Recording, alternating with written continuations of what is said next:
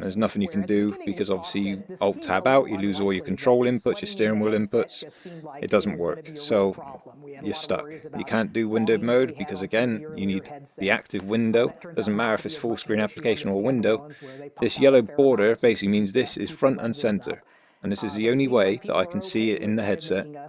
Because like I say, as soon as you select into different windows, I'll go back into the game. And again, here's my Oculus mirror. There's no video playing.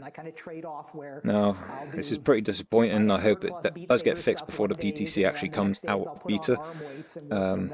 So yeah, until now I'm going to go back to a previous version, but this is pretty game breaking. Not game breaking, it's feature breaking. So hopefully they can do a fix. If anyone else has got the issue, please submit a ticket or join into the little Oculus support forum that I've made and just voice your opinion, voice your findings. But I'm pretty certain this is going to be the same for everyone else. So thank you very much, and please Oculus, fix it please.